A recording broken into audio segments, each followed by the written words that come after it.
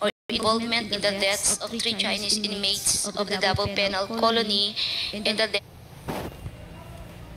So this particular hearing quad committee, um, well,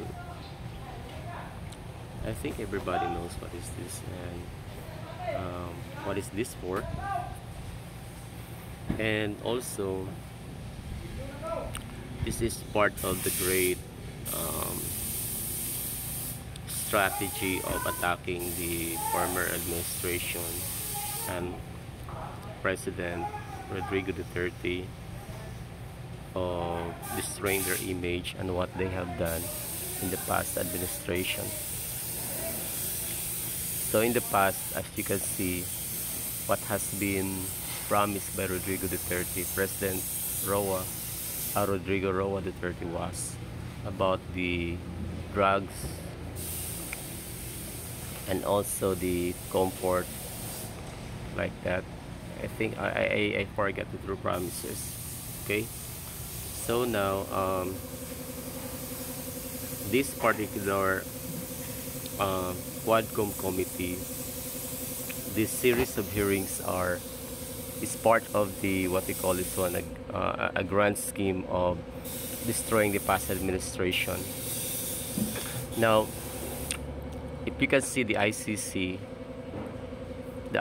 cannot penetrate the Philippines because of some reasons that, well, in public, is that we're not member on the ICC, and our courts are operating, means to say that we have local courts in here that are operating, and also, of course, because of the current administrations is not allowing the ICC because of that non-membership of the ICC. So that would be the reason that is they have been showing in public. However, the behind reason actually that because the current administration, of course, they they can ignore such thing. However, if they push for the ICC to be invited here and investigating inside the Philippines and push that prosecution in the ICC against the administration, the past administration, Roa Rodrigo Duterte, what will happen is that we all know that the police and the military are backing up Rod President Rodrigo Roa Duterte. And it means to say that if papasok yung ICC in the Philippines, there will be a nationwide codita that will happen. Now, these are all political scheme, actually, political movement. So the current administration is giving much effort and time, also resources in order to pin down the past administration and to give way for their political agenda of what they call this one, perpetuating their position in the government, like what they are trying to push, for example, that um, that um, signature campaign for I forgot that one to change the constitution of the Philippines and to set their way of having perpetuation in their position in the government. So they have planned some successions, like for instance the public speaker, like that. I mean the House of Representative Speaker Romualdez. So and the rest of the relatives of the Marcoses. So that will be their agenda. So now they're going to push the ICC. The particular, I mean the military and the police will eventually have the codita, and they cannot afford to have that because they have no in their part, their military and the police. So here's the strategy of how they're going to destroy the past administration without having that. Since this is a political movement, they are going to convince the public and the military and the police that there's something wrong with the past administration when it comes to war on drugs and all the Pogos administration like that. That Duterte has done the worst things in the Philippines in the past administration. They try to convince the people. Okay? They try to convince the public. Kung makakuha sila ng approval from the public at saka from the police na mag-agree sa kanila, then they have now the permission to move the ICC to the Philippines. That's the strategy. Ganyan lang yan. Okay? Now, for now, in the Quad Committee, I'm not sure if ano yung progress, ano yung approval rating, but based on some grounds like some survey conducted by various individual in the ground, mataas pa rin ang approval. Almost, I think, hindi pa ako nakita ng survey na less than 50% ayaw doon sa war on drugs, ayaw doon sa ginawa ni Digong, at ayaw doon sa past administration. That's the reality. Even if you are going to check on the some, what we call this one, kung ano yung mga interview recently. So, itong si Garma is, ito yung weak point talaga ng during that time kasi ito yung pwede nilang convince that to execute affidavit at baliktarin just to divulge everything. But I don't think so that this particular statement from Garma, maka-erode dun sa credibility ni Digong. Kasi this is expected na ganun lang talaga ang mangyari. Mayroon talagang ganyan na na arrangement. Na of course you have to get to provide reward to the police. Now gustong palalabasin nitong mga congressman sa Quad Committee that the police officer are motivated not for the sake of helping the Filipino people, but they're motivated because of the reward. Oh man, that's ridiculous actually. Yun ang gusto lang palalabasin. Kasi kung walang reward, hindi mga police, oh my god. I don't know kung ano talaga yung direction dito. I don't know if they're serving towards the general public talaga welfare. Okay, now let's try to view kung ano yung sinabi ni Garma. And I think that these congressmen and women part of the Squad Committee in the hearing, I think they're feeling like they're triumphant. Okay, this is one of the testimony of Garma. That of General Wesley Barayuga, all focusing on the alleged extrajudicial killings of the aforementioned individuals. I was also questioned about my relationship with the former president, as well as my career as a police officer and my tenure as the general manager of the Philippine Charity Statistics Office. Throughout the hearings, I answered questions from the committee based on my personal knowledge. However, I did so with great apprehension as I recognized that my statements on national television could significantly endanger my life, the safety of my family, and others very close to me. After considerable reflection, I am now executing this affidavit to provide a comprehensive information to the Quadcom regarding everything I personally know about the war on drugs. Now ngayon, pag lulusot itong sinasabi ni Garma that can erode, so I think I know President Rodrigo Roa Duterte is a strategist, and kung ganito lang kadali nila makuha kung ano yung movement ng war on drugs during that time because of Garma as their entry point to penetrate further to know more information, about the war on drugs? I don't think so. Kung ganun lang talaga. Kung ganun lang kadali. At kung ano yung mga sinasabi ni Karma involving Bongo as the coordinating channel towards Rodrigo Roa Duterte from Leonardo. Kasi sinasabi dito ni Garma si Leonardo ang nagiging parang siyang top management on the war on drugs. Colonel Leonardo. During the former administration.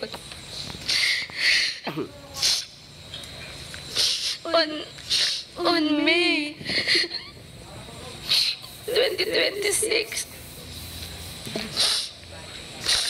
I received a call from the President, Rodrigo Roa Duterte, at approximately 5 a.m., instructing me to meet him at his residence in Doña Luisa, Davao City. I was already acquainted with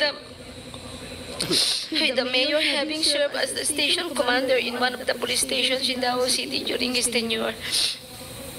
During our meeting, he requested that I will locate a PNP officer or operative who is a member of the Iglesia ni Cristo. Yan, kung totoo ito, parang si Garma na yata ang pinakapalpak na tao na na-recruit na Roa Rodrigo Duterte is trusting at ma-divulge ito lahat ng plano regarding sa war on drugs. And again,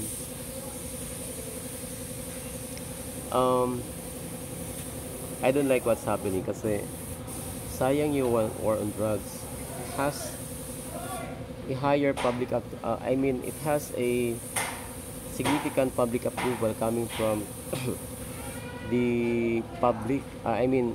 Public approval talaga sa masa pagdating dito sa war on drugs. In fact, ang daming nag-wish na kung pwede ibalik yung war on drugs. Kasi sa ngayon, I don't think so yung mga police, they're doing their job as best as the past administration. Ang lalakas ng loob ng mga bata ngayon na mang-hold up, bumabaril, nagtutulak ng droga. Ito ba yung pinagmalaki ng current administration? Ito ba yung gusto ng Quad Committee? Yun ang masakit dito. Gusto nilang sirain ang war on drugs. Gusto nilang sirain lahat ng mga police involving the war on drugs. They want all the police to turn around and point Rodrigo Roa Duterte as to be blamed. Na may mga EJK na involved ang dating presidente. Gagawin ba yun ng presidente, yung EJK? Oh my God. Yun. Di ko alam na that's why itong mga nasa Quad Committee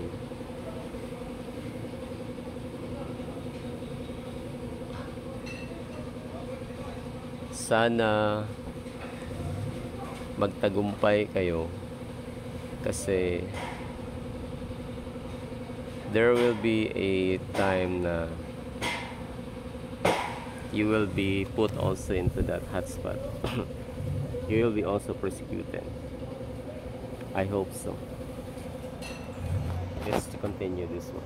Cristo, indicating that he needed someone capable of implementing the war on drugs on a national level, replicating the Davao model.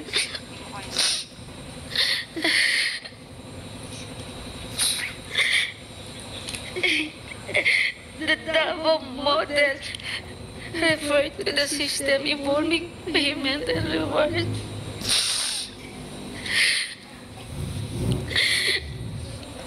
The Davao model involves 3 levels of payment of rewards. First is the reward if the suspect is killed. Second, if is the funding of planned operations, and the third is the refund of operational expenses. Colonel Garma, can you speak louder? I'm sorry, speak closer to the microphone. Itong si Barbers, Congressman Barbers. Ito may araw din ito sa, sa Surigao.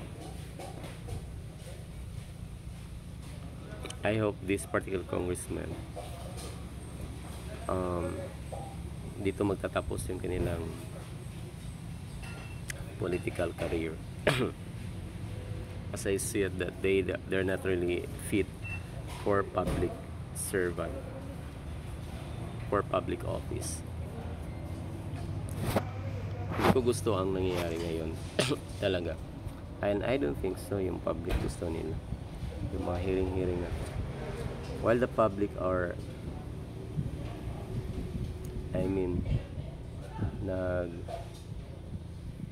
nahihirapan sila sa buhay ngayon dahil sa taas ng bilihin na hindi ginagawa ng paraan. Ano ba, may paraan bang ginagawa? Meron pala nagbebenta sila ng mga bigas na well milled, yung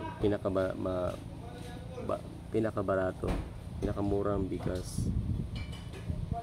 Ginawa nila ngayong 29, so hindi pa nabot ang tag 20, at least nasa 29. Parang ganun lang. Their solution actually is not a permanent solution. Yung magbibigay lang ng 29, of course subsidized by the government. Angkat sila ng murang bigas, yung pangit na bigas, tapos yun yung ibebenta nila as well milled rice for the amount of 29. Mabuti na lang yun kaysa tag 50 or 47. Kasi the public is saving 20. So ngayon, hanggang saan yan? Yung tag 29. Now ngayon, they're focusing on AJK. And alam naman natin yung public ay yung nakikinabang talaga during that time.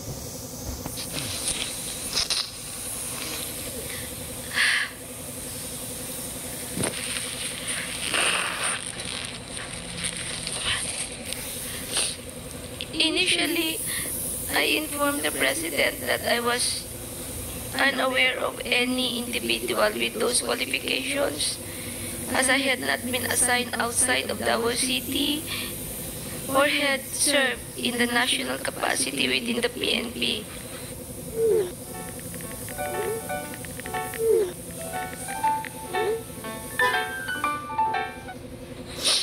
However, I recalled my upperclassman Edilberto Leonardo, who was heading the Criminal Investigation Detection Group and was also a member of the Iglesia Ni Cristo. I mentioned his name to the President. On the same day, a certain individual named Muking contacted me to request for the... Well, is this a script or is this an affidavit na pinapamarahan kay Dharma, or totoo ba talaga ito? Si Dharma natatakot sa kanyang buhay. Kanino? Kay Digong or kay Marcos, or those people behind that quad committee? Sa ano? Yun ang di ko alam. Ngayon, umiyak. Sa una niyang so ganito nangyari. If you try to look into the past hearing for this one, for this quad committee, itong mga congressman, yung gusto nila is kung ano yung gusto nilang marinig. So kung ano yung sinagot ni Garma on the early quad committee hearing, isa-cite nila si Garma into contempt dahil nagsisinungaling. So ang ginawa nila, ginawa lang 15 days, 30 days. Ngayon, dahil sa babae ito, of course, mahina ang loob. Kahit pulis pa yan. So, yun yung ginawa nila. So, ngayon, kukulong na nakakulong. So, of course, habang nakakulong doon, kausapin mo, yung mga ganun. Tapos, ngayon, bigla na lang. Sabi ni Garma that after pinag-iisipan daw niya ng 1 linggo. Yun. Naisipan daw niya kasi ang ano daw, pinakarason is the truth will set you free. The truth will set you free. Kalokohan. Ito na lang lahat ng mga sinasabi actually ng mga yung mga witness nila. Example, yung sa Dapicol, yung mga priso, yung yung inutusan daw ng Pangulo.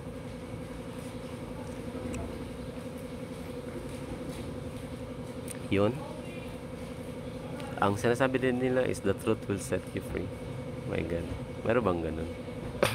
Same doon sa bago lang na ano, yung bagong mga pulis din na na-involved sa AJK. Yung nagpatumba kay General, sino yun? Yung dating sa PCSO din. The truth will set you free. Ito yung pattern na sinasabi ng mga witness nila. Whether credible, non-credible, at saka ang lahat talaga, all of the witness, puro storya lang, puro third party, puro ganun, walang corroborating exact evidence. Kumbaga, kung dadalhin ito sa korte, hindi ito magpa-progress sa mga ganitong testimonials. Ayan. Full number of Leonardo's contact details, which I promptly provided. A week later, I learned from Arthur Narsolis via phone